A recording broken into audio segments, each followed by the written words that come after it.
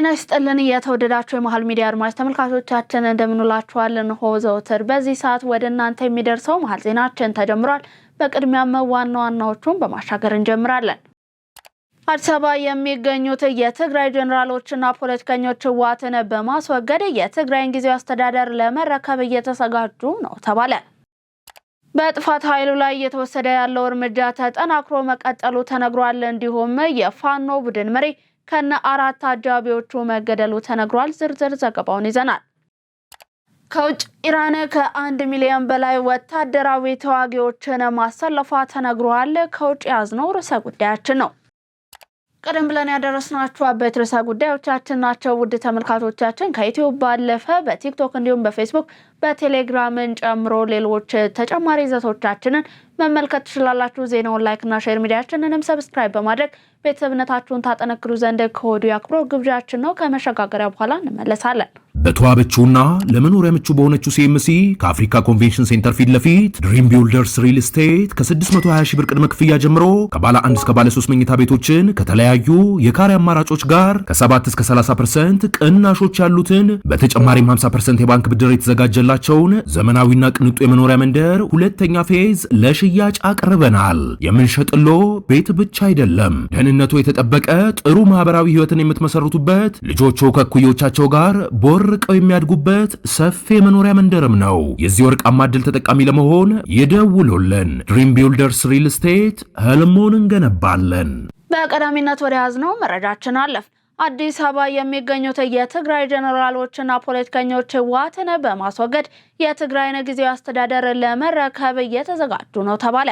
በነ ጀነራል ጻድቃን የሚመራው በአዲስ አበባ የሚገኘው የትግራይ ልሂቃን ስብስብ ወደ ትግራይ ሰብሮ ለመግባት በደቡብ ምስራቅ ትግራይ የሚንቀሳቀሰውን ሐራ መሬት ወይንም የትግራይ ሰላም ኃይል ወታደራዊ ክንፍ ማድረጉም ተሰምቷል። አዲስ አበባ የተደራጀው ኃይል ፖለቲካዊና ወታደራዊ ክንፉን በማጠናከር ወደ ትግራይ መግባት እንዲሁም የህወሓትን ስርዓት ለማስወገድ ዋነኛ ዓላማው አድርጎ እየተንቀሳቀሰ ነው ተብሏል። ስብስቡን በዋነኛነት የሚመሩት ጀነራል ጻድቃን ገብረ ትንሳኤ፣ ብርጋዴር ጀነራል ገብረ እግዚአብሔር በየነ ወይንም ወዲ አንጥሮ፣ ሜጀር ጀነራል አበበ ተክለ ሃይማኖት ወይንም ጆቤ፣ ኢንጂነር አሰፋ አብርሃ እንዲሁም ጀነራል ተክለ አሸብር ወዲ አሸብር ናቸው ተብሏል። የአማራ ክልል አድማ መከላከል ፖሊስ የክልሉን ሰላም ለማጠናከር በቁርጠኝነት እየሰራ ነው። በዚህ ርዕሰ ጉዳይ ዙሪያ የተጠናቀረ ዝርዝር ዘገባ አለን፣ እንደሚከተለው ይቀርባል።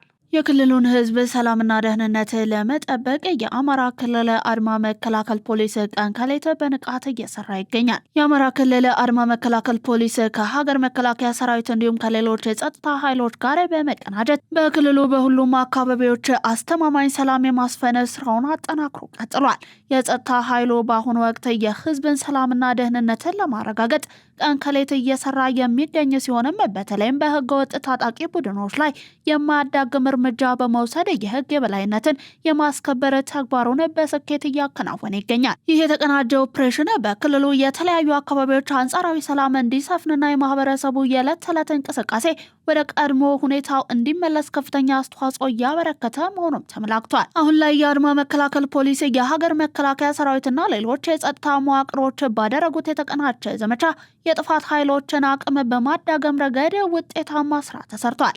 በቀጣይ የሚካሄደው ምርጫ ሰላማዊ፣ ዴሞክራሲያዊና ስጋት የሌለበት እንዲሆን የጸጥታ ኃይሉ ከመቼውም ጊዜ በላይ በላቀ ቁርጠኝነት ዝግጁነቱን አረጋግጧል። የክልሉን ህዝብ ደህንነት በዘላቂነት ለመጠበቅና የሰላም ተጋላጭነት ያለባቸውን አካባቢዎች በአስተማማኝ ሁኔታ ለመቆጣጠር ኦፕሬሽኑ ተጠናክሮ እንደሚቀጥልም ተገልጿል። የክልሉ ነዋሪዎች ከጸጥታ ኃይሉ ጎን በመቆምም እያደረጉ ያለውን ድጋፍ አጠናክሮ በመቀጠል ሰላምን ለማጽናት የበኩላቸውን ድርሻ እንዲወጡም ጥሪ ቀርቧል።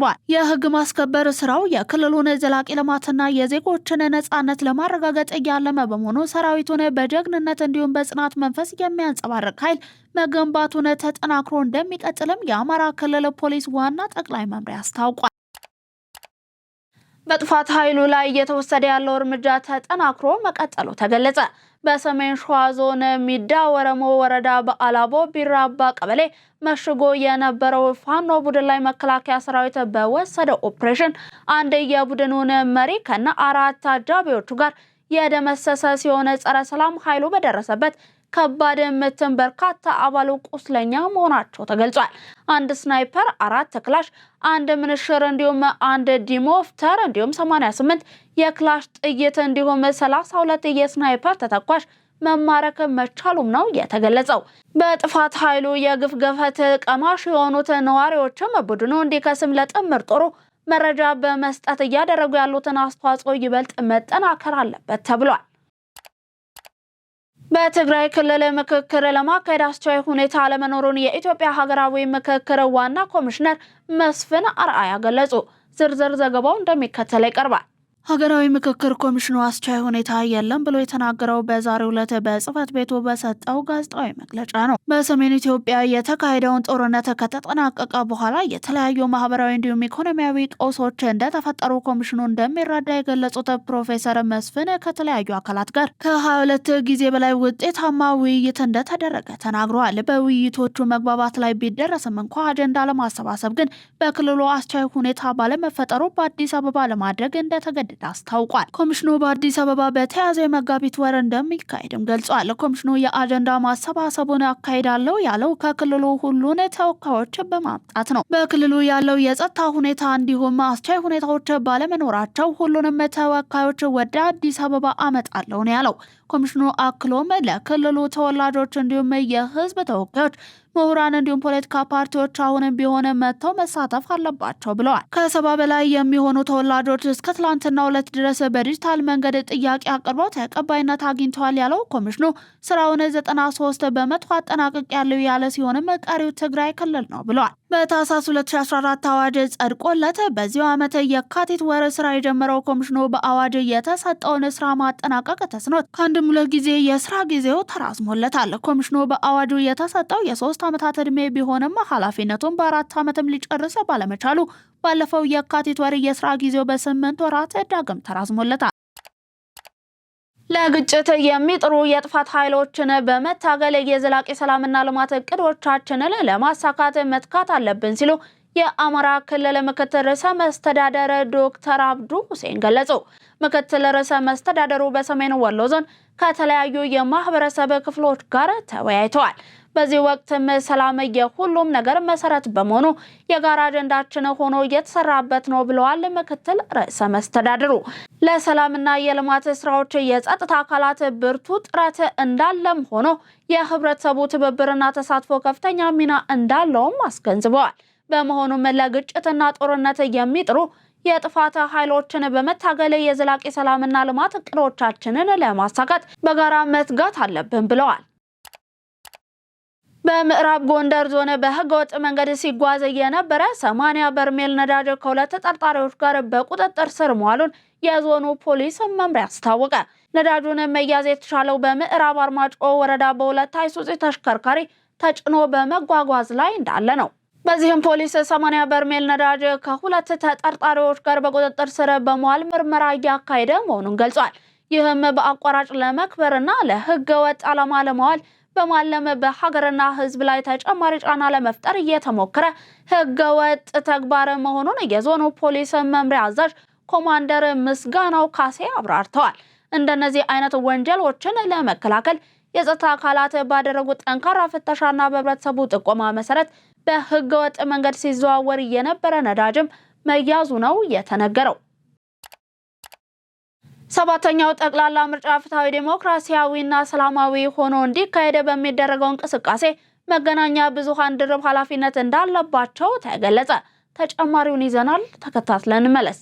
የፖለቲካል ሳይንስና ዓለም አቀፍ ግንኙነት ምሁር ፕሮፌሰር ብሩክ ኃይሉ ለኢትዮጵያ ዜና አገልግሎት እንደገለጹት ምርጫው ሰላማዊ ዲሞክራሲያዊና ፍትሃዊ በሆነ መልኩ እንዲካሄድ የመገናኛ ብዙሃን ሚና የማይተካ ነው። ምርጫው የዲሞክራሲ ልምምድና ባህልን ከፍ ወዳለ ደረጃ የሚሸጋገርበት እንደሚሆንም ይጠበቃል ያሉት ፕሮፌሰሩ በዚህ ረገድ የመገናኛ ብዙሃን ድርሻ የላቀ ነው ብለዋል። መራጩ ስለሚመርጠው ፓርቲ በቂ ግንዛቤ እንዲኖረው ፓርቲዎች በተለያዩ ዘርፎች ያሏቸውን አማራጭ ሀሳቦችን ለህዝብ በአግባቡ እንዲያስተዋውቅ መገናኛ ብዙሃን እድል መፍጠር እንዳለባቸው አስገንዝበዋል። ጋዜጠኛ ጥበቡ በለጠ በበኩላቸው መገናኛ ብዙሃን የምርጫ ዘገባዎች ላይ ለባለሙያዎቻቸው የክህሎት ስልጠናዎችን በበቂ ደረጃ ሊሰጡ እንደሚገባም አመልክተዋል።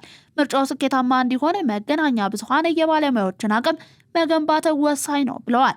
የመገናኛ ብዙሃን ተቋማት በኤዲቶሪያል ፖሊሲያቸው ላይ የተቀመጡ ሂደቶችን ተከታትለው በመስራት ለምርጫው ስኬት የሚጠበቅባቸውን ኃላፊነት ሊወጡ እንደሚገባም አጽንኦት ሰጥተዋል። በውጭ ጉዳይ ኢንስቲትዩት የመካከለኛው ምስራቅ ኤዥያ እንዲሁም ፓሲፊክ ጉዳዮች ከፍተኛ ተመራማሪ የፖሊሲ ጥናት ባለሙያ አንተነህ ጌታቸው ጋዜጠኞች የምርጫ ህጉን አዋጆችንና የተሻሻሉ ህጎች ላይ በቂ ግንዛቤ ሊጨብጡ ይገባል ነው ያሉት።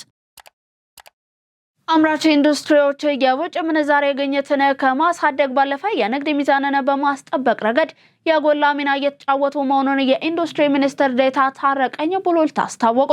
የመገናኛ ብዙሃን ባለሙያዎች በአዲስ አበባና በሸገር ከተማ የሚገኙ በጨርቃ ጨርቅና አልባሳት፣ በቆዳ፣ በምግብ፣ በኤሌክትሮኒክስ እንዲሁም በሶላር ሴል አምራች ዘርፎች የተሰማሩ ፋብሪካዎችን ተገኝተዋል። የኢንዱስትሪ ሚኒስትር ዴኤታ ታረቀኝ ቡሉልታ በዚህ ወቅት እንደገለጹት ከለውጡ ወዲህ ለሀገር ብልጽግና እድገትና ተወዳዳሪነት የአምራች ኢንዱስትሪው ዘርፍ እንደ ዋና ምሰሶ ተለይቶ ትኩረት ተሰጥቶታል ብለዋል። በአገልግሎት አሰጣጥ፣ በመሰረተ ልማት፣ በፋይናንስ አቅርቦት ዙሪያ የነበሩ ክፍተቶች እንዲቀረፉ በመደረጉም ለአምራች ኢንዱስትሪ ምቹ ሁኔታ መፈጠሩን ተናግረዋል። በአሁኑ ወቅት 45.3% የምርት ፍላጎት በሀገር ውስጥ ምርቶች እየተሸፈነ መሆኑንም ነው የገለጹት። የውጭ ምርቶች በመጠንም በጥራትም በማደጋቸው የውጭ ምንዛሬ ግኝትን ከማሳደግ ባለፈ የንግድ ሚዛንን በማስጠበቅ ረገድ የጎላ ሚና እየተጫወቱ መሆኑንም አመልክተዋል። የዘርፉን ስኬቶች ለሕዝብ ተደራሽ በማድረግና ያሉ ተግዳሮቶችን በማመላከት ረገድ የመገናኛ ብዙሃን ተቋማት እያደረጉ ያለው ስራን አጠናክረው እንዲቀጥሉም ጥሪን አቅርበዋል። ሸገር ከተማን ምቹ የቱሪዝም መዳረሻ ለማድረግ የሚያስችሉ ጥረቶች እየተከናወኑ መሆኑን የከተማ ቱሪዝም ኮሚሽን አስታወቀ። የሸገር ከተማ ቱሪዝም ኮሚሽን ኮሚሽነር ቢኒያም ጸጋይ ለኢትዮጵያ ዜና አገልግሎት እንደገለጹት ከሆነም በከተማው የሚገኙ የቱሪስት መዳረሻዎችን በመለየት በማልማትና በማስተዋወቅ ረገድ ከባለድርሻ አካላት ጋር በቅንጅት እየተሰራ ነው ብለዋል። ከመዳረሻዎች ልየታ እንዲሁም ልማት አንጻር በ2017 በጀት ዓመት 85 የተፈጥሮና ባህላዊ መዳረሻዎችን በጥናት ተለይተው ወደ ልማት መግባቱንም አውስተዋል። የቱሪስቶችን ቆይታ ለማራዘምም የመሰረተ ልማት አቅርቦቶችን የማሟላትና የአካባቢውን ባህላዊና ተፈጥሯዊ ሀብትን የመጠበቅ ስራ እየተከናወነ መሆኑንም ነው የገለጹት። በኦሮሚያ ክልል በዘንድሮ የበልግ እርሻ ወቅት እስካሁን ድረስ 680 ሺህ ሄክታር መሬት በተለያየ የሰብል ዘር መሸፈኑን የክልሉ ግብርና ቢሮ ገለጸ። የኦሮሚያ ግብርና ቢሮ ኃላፊ አቶ ጌቱ ገመቹ ለኢትዮጵያ ዜና አገልግሎት እንደገለጹት በክልሉ በዘንድሮ የበልግ ወቅት 1.9 ሚሊዮን ሄክታር መሬት በማልማት ከ46 ሚሊዮን ኩንታል በላይ ምርት ለማግኘት ታቅዶ ወደ ስራ ተገብቷል። በክልሉ በልግ አብቃይ በሆኑ 11 ዞኖችም እየተከናወነ ባለው በዚህ ስራ እስካሁን ድረስ 1.79 ሚሊዮን ሄክታር መሬት መታረሱን ገልጸዋል። ከታረሰው መሬት ውስጥም 680 ሺህ ሄክታር የሚሆነው በኩታ ገጠም የአመራረት ዘዴ ዘር መሸፈኑን ገልጸው ከአጠቃላይ ሊለማ ከታቀደው መሬት ውስጥም 884 ሺህ ሄክታር የሚሆነው በትራክተር የታረሰ መሆኑንም ነው የገለጹት። የተወደዳችሁ የመሃል ሚዲያ አድማጭ ተመልካቾቻችን እየተመለከታችሁ የምትገኙት ለዛሬ ዕለት አርብ ወደ እናንተ እንዲደርሱ ያጠናቀርናቸውን የቀን መረጃችንን ነው።